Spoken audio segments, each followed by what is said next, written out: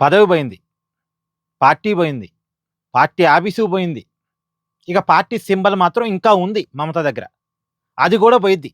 ఇన్ని పోయిన తర్వాత ఆ ఒక్కటి లాక్కోకుండా రెబెర్ వర్గం ఉంటదా?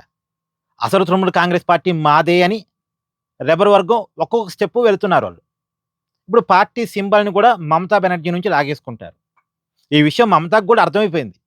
అందుకని ఇప్పుడు పార్టీ గుర్తు మెడలో వేసుకొని జనంలోకి వెళ్తానని చెప్తుంది.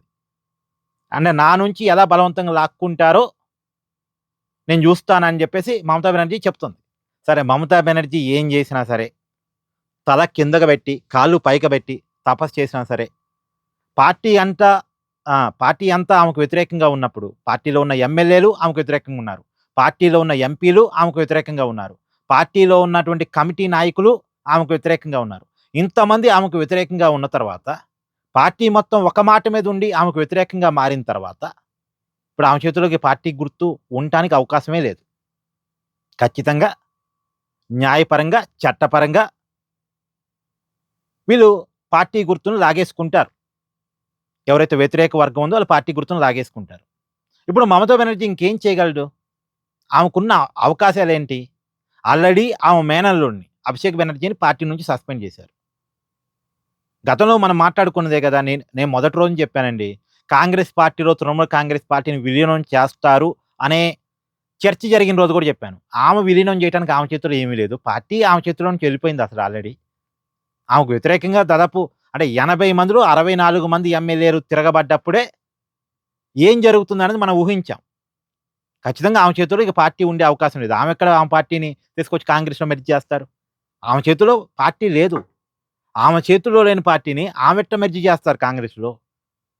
కాకపోతే ఆమేం చేయగలదు? ఆమె మేనల్లుడు ఇద్దరూ కలిసొచ్చి కాంగ్రెస్ పార్టీలో జాయిన్ అవుతారు. ఇక జరగాల్సింది అదొక్కటే.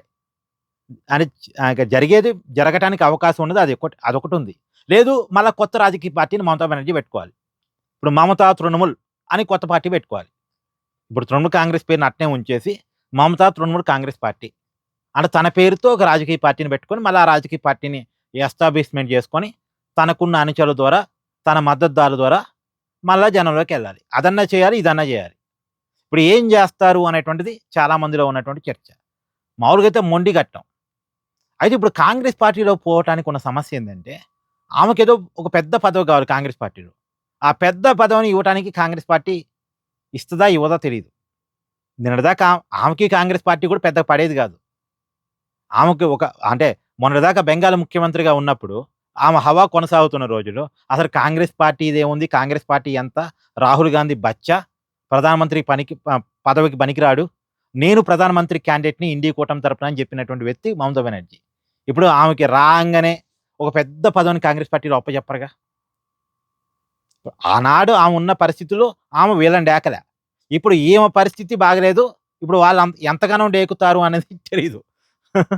ఎంత ఎంతగానో ఆమె మాట వింటారు, ఎంతగానో ఆమెకి ప్రతినిధిస్తారు అనేది. కాంగ్రెస్ పార్టీలో ప్రయారిటీ దొరకనప్పుడు ఇక కొత్త పార్టీ పెట్టుకోవాలి. కొత్త పార్టీ పెట్టడం అనేది ఇప్పుడు అంత ఈజీ కాదు. ఇప్పుడున్న ఆమె పరిస్థితికి. సో, ఏదో ఒకటి అడ్జస్ట్ అయ్యి కాంగ్రెస్‌లో జాయిన్ కావటం. లేదు ఇక మొండికేసి మొండిఘట్టం కాబట్టి కొత్త పార్టీ పెట్టుకొని ముందుకెళ్ళటం. ఏం చేస్తారు అనేటువంటిది చూడాలి.